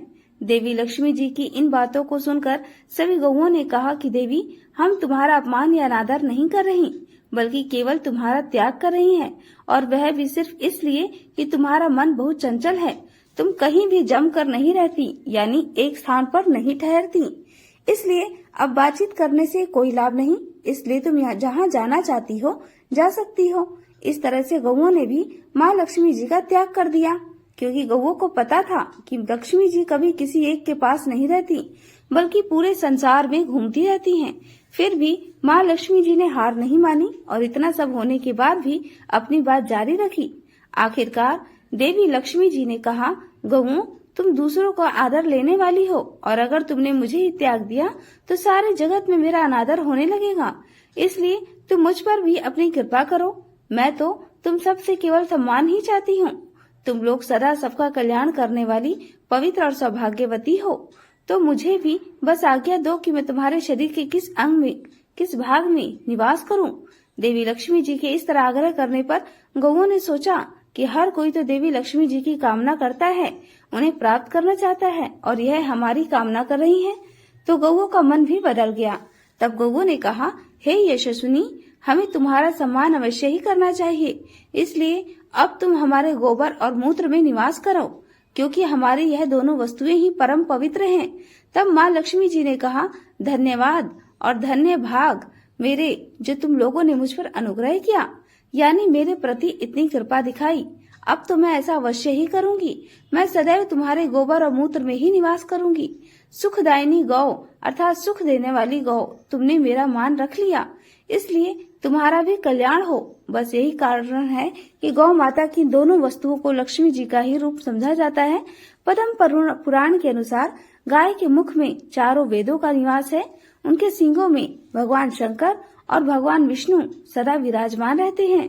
गाय के उदर में कार्तिकेय, मस्तक में ब्रह्मा जी, ललाट में रुद्र, सींगों के अग्रभाग में इंद्र, दोनों कानों में अश्विनी कुमार, नेत्रों में सूर्य और चंद्र, दांतों में गरुण, जिह्वा में सरस्वती, अपान में सारे तीर्थ, मूत्र स्थान में गंगा जी, रोमकूपों में ऋषिगण, पृष्ठ भाग में यमराज, दक्षिण पार्श्व में वरुण और कुबेर, वाम पार्श्व में महाबल यक्ष, मुख के भीतर गंधर्व, नासिका के अग्र भाग में सर्प, खुरों के पिछले भाग में अप्सराएं स्थित हैं। भविष्य पुराण, स्कंद पुराण, ब्रह्मांड पुराण, महाभारत में भी गौ के अंग प्रत्यंग में देवी देवताओं की स्थिति का वर्णन मिलता है। गौओं का समूह जहाँ बैठकर आराम से सांस लेता है, उस स्थान की न केवल शोभा बढ़ती है, बल्कि वहाँ का सारा पाप ही नष्ट हो जाता है। तीर्थों में स्नान दान करने से, ब्राह्मणों को भोजन कराने से, व्रत और उपवास और जप तप और हवन यज्ञ करने से जो पुण्य मिलता है, वही पुण्य गौ को चारा या हरी घास खिलाने से प्राप्त हो जाता है। कहते हैं कि जो मनुष्य प्रातःकाल स्नान करके गौ को स्पर्श करता है, वह समस्त पापों से मुक्त हो जाता है। संसार के सबसे प्राचीन ग्रंथ वेद हैं, और वेदों में भी गाय की महत्ता और उसके अंग प्रत्यंग में दिव्य शक्तियां होने का वर्णन मिलता है। गाय के गोबर में लक्ष्मी, गोमूत्र में भवानी, चरणों के अग्रभाग में आकाशचारी देवता, रंभाने की आवाज में प्रजापति और थनों में समुद्र प्रतिष्ठित माने गए हैं। मान्यता है कि गौ के पैरों में लगी हुई मिट्टी का तिलक करने से तीर्थ स्थान का पुण्य मिलता है। यानी सनातन धर्म में गौ को दूध देने वाला एक निरा पशु न मानकर सदा से ही उसे देवी देवताओं की प्रतिनिधि माना गया है। इसलिए गाय को गौ माता कहते हैं। किसी भी शुभ अवसर पर गौ माता की इस कहानी को सुनने से हजारों तीर्थों में स्नान करने का और जीवन भर किए गए समस्त पुण्य कर्मों का पुण्य एक ही क्षण में प्राप्त हो जाता है।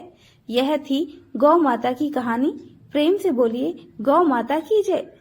अब आप सुनिए एक बूढ़ी महिला और गणेश भगवान की कहानी और एक गौ माता की कहानी। प्राचीन कथा के अनुसार एक बार एक नगर में एक वृद्धा रहा करती थी।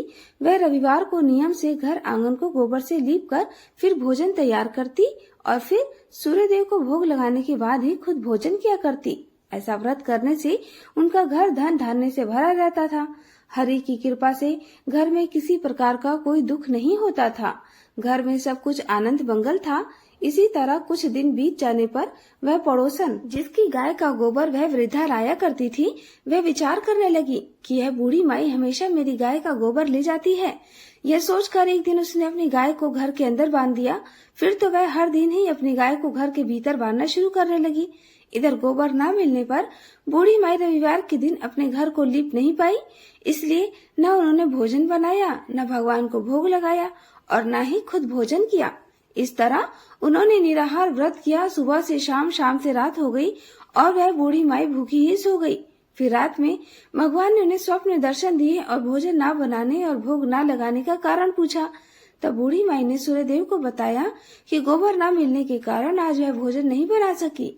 तब भगवान भास्कर ने कहा कि माता, हम तुमको ऐसी गाय देंगे जिससे सभी इच्छाएं पूर्ण हो जाएंगी, क्योंकि तुम हमेशा रविवार को गोबर से लीप कर फिर भोजन बनाती हो, भोग लगा कर ही खुद भोजन करती हो। इसलिए मैं आपसे प्रसन्न होकर आपको वरदान देता हूँ। तब सपने में भगवान का यह वरदान पाकर जब बूढ़ी माई की आंख खुली तो देखा कि आंगन में तो एक बहुत सुंदर गाय और बछड़ा बंधे हुए हैं। गाय और बछड़े को देखकर वह खुश हो गई और घर के बाहर बांधकर उन्हें खाने को चारा डाल दिया। इधर जब पड़ोसन ने बूढ़ी माई के घर के बाहर सुंदर गाय और बछड़े को देखा तो ईर्ष्या से प्रेरित होकर उसका हृदय जल उठा। और जब उसने देखा कि गाय ने तो सोने का गोबर दिया है, तो वह गाय का सोने का गोबर उठाकर ले गई और अपनी गाय के साधारण गोबर को उसकी जगह रख दिया। वह रोजाना ऐसे ही करती रही और इधर सीधी सादी बुढ़िया माई के कानों कान इसकी खबर तक नहीं होने दी। एक दिन सर्वव्यापी ईश्वर ने सोचा कि चालाक पड़ोसन की वजह से वृद्धा ठगी जा रही है। तब एक शाम उन्होंने अपनी माया से बड़ी जोर की आंधी ला दी। आंधी के डर से वृद्धा ने अपनी गाय को घर के भीतर बांध दिया। जब गाय ने गोबर दिया तो वह हैरान रह गई। फिर तो वह रोजाना अपनी गाय को घर के भीतर ही बांधने लगी। उधर पड़ोसन ने देखा कि गौ घर के अंदर बंधने लगी है, तो वह सोने का गोबर उठाने में कामयाब नहीं हो पा रही है। तो कुछ उपाय न देखकर एक दिन पड़ोसन ने राजा के महल में जाकर सारी बात बता दी। पड़ोसन ने राजा से कहा, महाराज, मेरे पड़ोस में एक वृद्धा के पास ऐसी गाय है जो आप जैसे राजाओं के ही योग्य है, और वह गाय रोजाना सोने का गोबर देती है। आप सोने से प्रजा का पालन कीजिए। वृद्धा भला उस सोने का क्या करेगी? राजा ने यह बात सुनी तो सुनकर अपने दूतों को वृद्धा के घर जाकर गाय लाने की आज्ञा दी।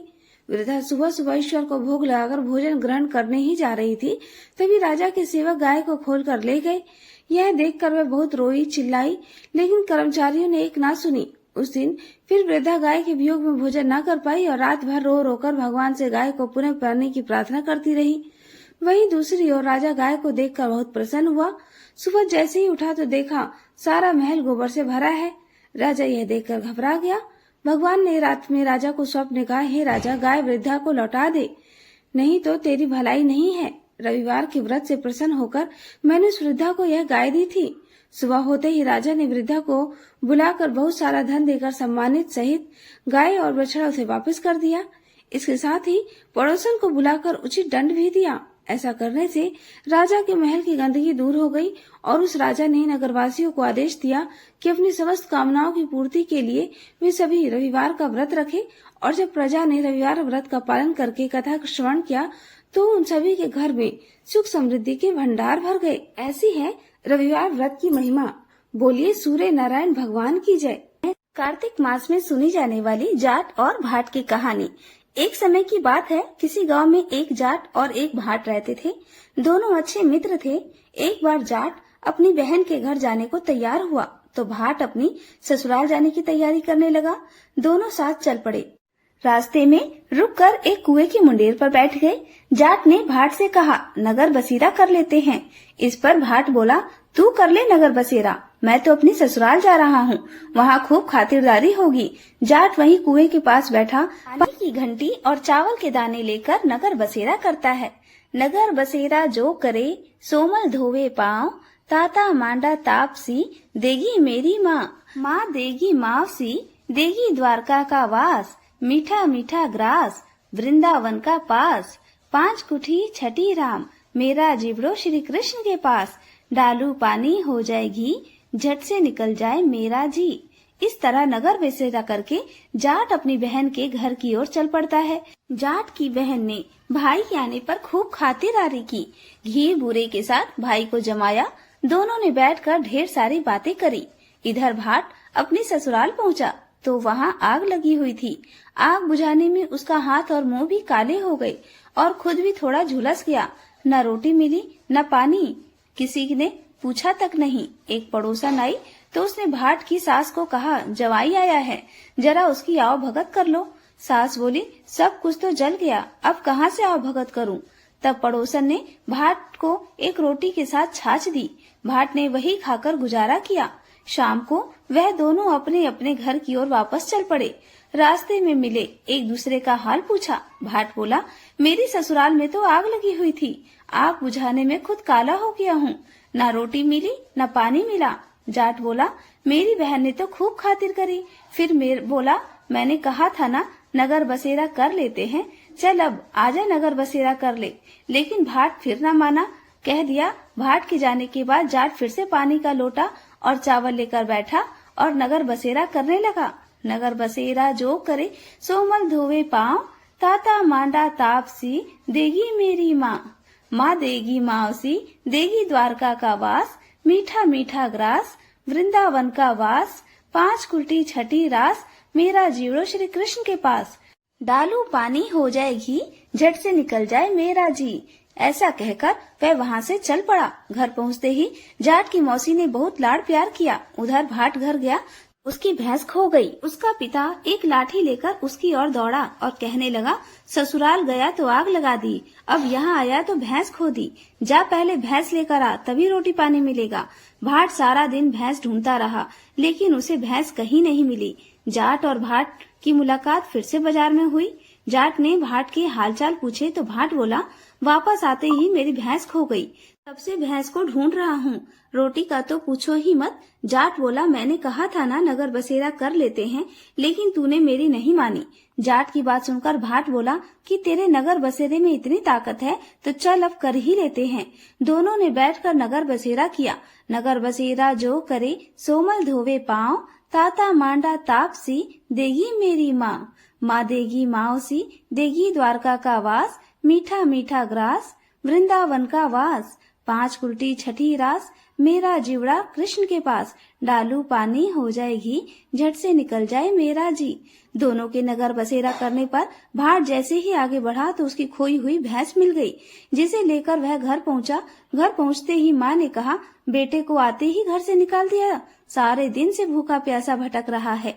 ऐसा कहकर माँ उसे घर के अंदर ले गई, खूब खिलाया पिलाया। इसके बाद से सारे नगर में ढिंढोरा पिटिया कि कार्तिक में सब कोई अपने पीहर या ससुराल आते जाते समय नगर बसेरा करें।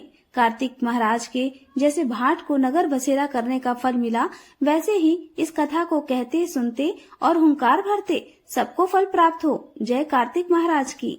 एक बार की बात है, भगवान श्री राम और सीता माता जी अपने 14 वर्ष के वनवास के दौरान चित्रकूट में आराम कर रहे थे। तब तुलसी माता से मिलने वाले पुण्य फलों के बारे में वे आपस में बात कर रहे थे। बातों ही बातों में माता सीता जी के मन में कुछ प्रश्न उठे तो उन्होंने भगवान श्री राम से कहा, हे प्रभु, मेरे मन में तो कुछ प्रश्न उठ रहे हैं जिनके उत्तर जानने के लिए मेरा मन बेचैन हो रहा है। तब भगवान श्री राम ने कहा, हे देवी, आपके मन में भला कौन सा श्रेष्ठ प्रश्न उठ रहा है? आप जल्दी बताइए, मैं आपके सभी प्रश्नों के उत्तर और उनका रहस्य भी जरूर बताऊंगा। तब माता सीता जी ने कहा, हे प्रभु, तुलसी को जल कैसे देना चाहिए और तुलसी को जल देने की सर्वोत्तम विधि कौन सी है? तुलसी को जल देने का मंत्र कौन सा है? तब भगवान श्री राम देवी सीता से कहने लगे, हे देवी, तुलसी जी में जल चढ़ाते समय यह 3 शब्द जरूर कहें, जिससे गरीबी दूर हो जाएगी। एक बार माता सीता ने भगवान श्री राम से तुलसी जी को जल देने के महत्व के बारे में पूछा तो भगवान ने उन्हें उसका महत्व सुनाया। तब आगे माता सीता जी ने कहा, हे स्वामी, आपने मुझे तुलसी जी को जल देने का महत्व तो बता दिया, परंतु अब मेरे मन में यह जानने की जिज्ञासा हो रही है कि तुलसी को जल कैसे देना चाहिए। जल की सर्वोत्तम विधि कौन सी है? जल देने का मंत्र कौन सा है? कृपया आप मुझे इन सभी प्रश्नों का उत्तर दीजिए। तब भगवान श्री राम ने माता सीता जी से कहा, हे प्रिय, जिस प्रकार से मैंने तुम्हें तुलसी का महात्म्य सुनाया है, उसी प्रकार से तुलसी को जल देते समय बोले जाने वाले मंत्र का भी बड़ा महत्व है। यह मंत्र केवल 3 शब्दों का है, परंतु इसका प्रभाव बहुत ही चमत्कारी है। जो भी मनुष्य नित्य तुलसी को जल देते समय अपने मुख से केवल यह 3 शब्द बोल देता है, तो साक्षात माँ लक्ष्मी उसके घर में प्रवेश करती है और उसकी दरिद्रता दूर करती है। उसे धन धान्य की प्राप्ति होती है। देवी, उस मंत्र को बताने से पहले मैं आपको तुलसी के इस मंत्र का महत्व भी बताता हूँ। इस महात्म्य को सुन लेने मात्र से ही मनुष्य के समस्त पाप नष्ट हो जाते हैं और उसे कई वर्षों तक तुलसी को जल देने का पुण्य भी प्राप्त होता है। इसलिए हे देवी, आप भी इस कथा को ध्यान पूर्वक जरूर सुनिए।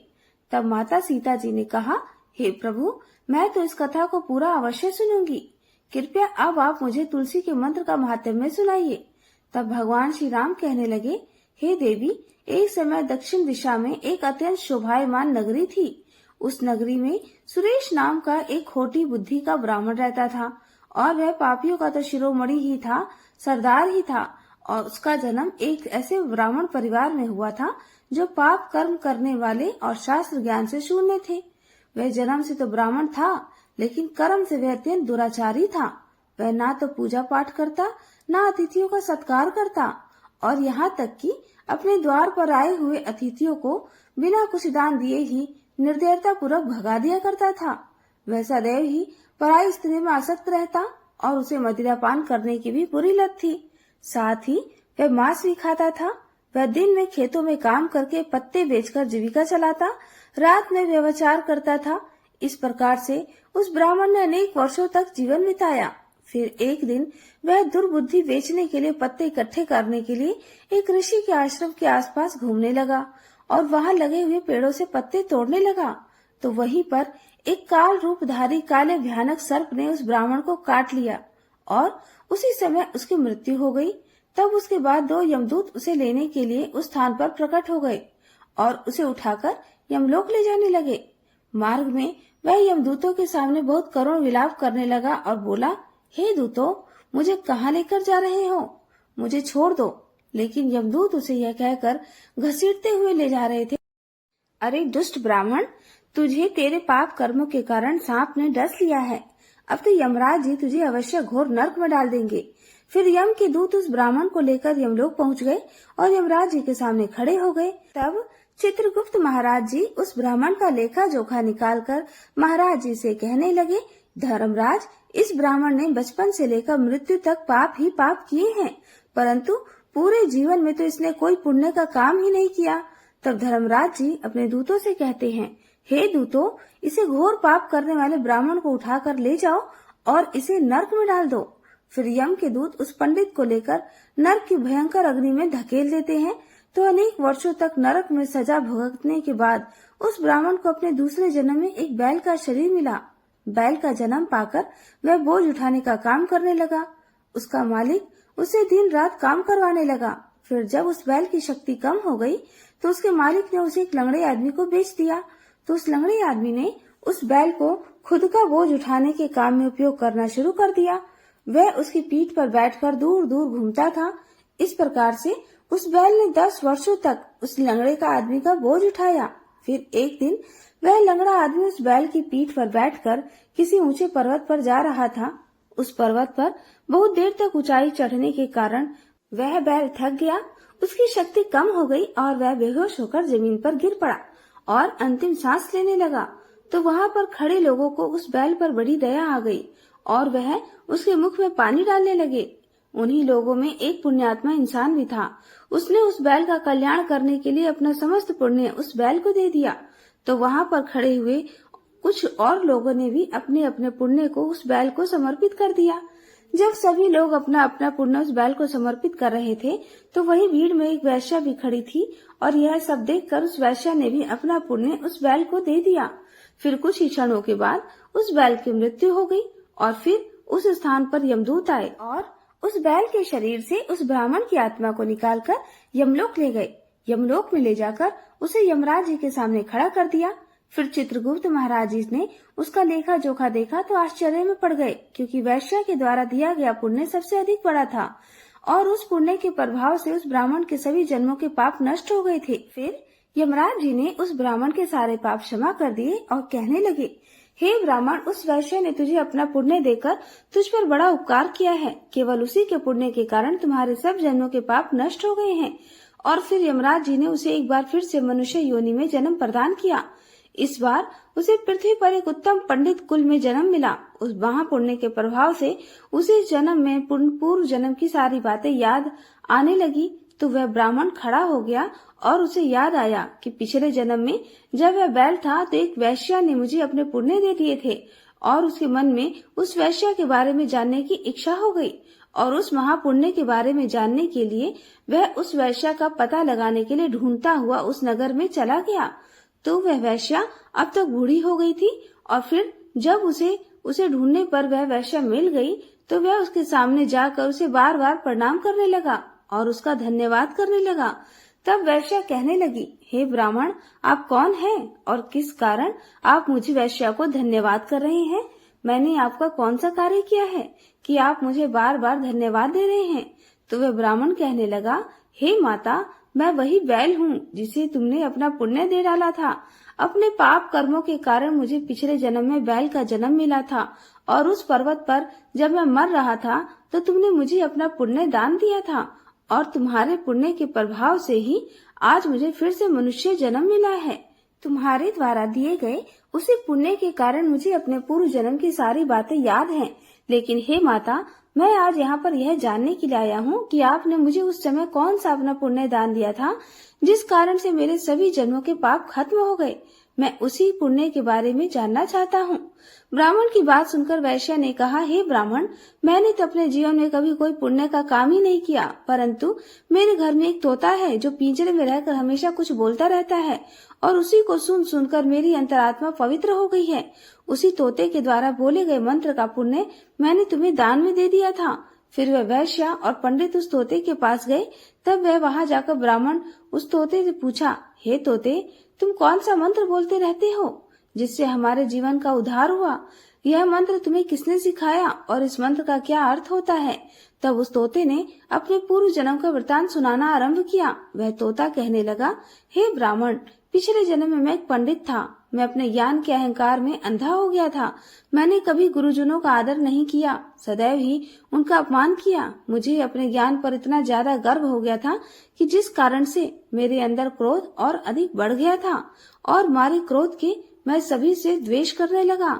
अन्य मनुष्यों को मैं तुच्छ समझने लगा और विद्वानों का तो भरी सभा में ही अपमान करने लगा था। फिर समय बीतने पर मेरी मृत्यु हुई तो मुझे यमलोक ले जाया गया। पूज्य जनों और गुरुजनों का अपमान करने के कारण मुझे तोते के कुल में डाल दिया गया और मेरा जन्म एक तोते के रूप में हो गया। मेरे पाप कर्मों के कारण छोटी अवस्था में ही मेरे माता पिता से वियोग हो गया। फिर मैं पेड़ की छाल पर बैठकर रो रहा था तो उसी स्थान से कुछ ऋषि जा रहे थे। उन्होंने मेरी दयनीय दशा पुकार सुन ली और मुझे लेकर अपने आश्रम में चले गए। वहाँ उस आश्रम में उन्होंने मुझे एक सुंदर पिंजरे में रखा और मेरा बहुत ही अच्छी तरह से ख्याल रखा। वह मुझे रोज भोजन दिया करते थे, पढ़ाते थे। उस स्थान पर बहुत सारे ऋषि मुनि और उनकी स्त्रियां और बालक सभी रोज तुलसी के पौधे को जल देते थे और तुलसी के सामने एक मंत्र का जाप किया करते थे। उन्हीं के मुख से बार बार उस मंत्र को सुनकर मैंने उसे रट लिया और तब से मैं उस मंत्र को जान गया हूँ और वही मंत्र मैं दिन रात बोलता रहता हूँ। उस मंत्र के प्रभाव से मेरी कभी मृत्यु नहीं हुई और मेरी आयु आज 100 वर्ष की हो गई है। मैं इतने वर्षों तक जीवित रहा। फिर एक रात को एक चोर उस स्थान पर आ गया और मुझे वहां से चुरा लिया। फिर इस वैश्य ने मुझे उस चोर से खरीद लिया और इस वैश्य के घर के आने के बाद भी मैं उस मंत्र को बोलता रहता हूँ, जिसे सुनकर इस वैश्य का मन भी पवित्र हो गया है और इस वैश्य का काम छोड़कर भगवान श्री हरि का भजन कीर्तन करना प्रारंभ कर दिया है और उसी मंत्र के प्रभाव से इस वैश्य की आत्मा भी पवित्र हो गई है। हे ब्राह्मण, उस मंत्र के पुण्य से अब आप भी मुक्त हो गए हैं। इस प्रकार से तोते ने इस ब्राह्मण को वैश्य को सारा वृतांत सुना दिया, जिसे सुनकर वह पंडित और वैश्य दोनों ही अत्यंत प्रसन्न हुए और फिर वे दोनों ही रोज तुलसी को जल देकर उस मंत्र का जाप करने लगे। फिर वह तोता, वैश्य और वह ब्राह्मण तीनों उस मंत्र के प्रभाव से दिव्य विमानों में बैठकर भगवान श्री विष्णु के लोक चले गए। यह सारा वृत्तांत सुनकर भगवान श्री राम कहते हैं, हे देवी, देखा आपने, केवल तुलसी के इस मंत्र के प्रभाव से ही तोते, उस वैश्य और उस पंडित के सभी पाप नष्ट हो गए। इसलिए सभी मनुष्य रोज तुलसी को जल देते समय एक मंत्र का उच्चारण अवश्य करें। हे देवी, वह मंत्र इस प्रकार है, जिसे आप ध्यान से सुनिए। ओम श्री हरि प्रिया नमः, ओम श्री हरि प्रिया नमः, ओम श्री हरि प्रिया नमः। जो भी स्त्री नित्य तुलसी के समक्ष इस मंत्र का उच्चारण करेगी वह सौभाग्यशाली बनेगी। जो भी पुरुष तुलसी के सामने इस मंत्र का उच्चारण करेंगे उसे अपार धन की प्राप्ति होगी। जिस घर के सामने नित्य तुलसी की पूजा की जाएगी उस घर में साक्षात माँ लक्ष्मी का वास होगा। तुलसी जी का यह मंत्र राजकल्प तरु है। यह समस्त फलों को प्रदान करने वाला है। इसलिए जो भी तुलसी के सामने इस मंत्र का उच्चारण करेगा उसे संपूर्ण सिद्धियां प्राप्त होंगी। स्त्रियों को सदैव ही स्नान करके अपने बाल बांधकर मांग में सिंदूर भरकर नित्य तुलसी को जल देकर इस मंत्र का उच्चारण करना चाहिए। रोज तुलसी के पौधे की परिक्रमा करने के साथ ही सभी पाप नष्ट हो जाते हैं। रोज शाम के समय तुलसी के पास दीपक जलाएं और तुलसी के पास बैठकर भगवान विष्णु की आराधना करें। तुलसी के पास दीपक जलाने से मनुष्य को धन धान्य की प्राप्ति होती है।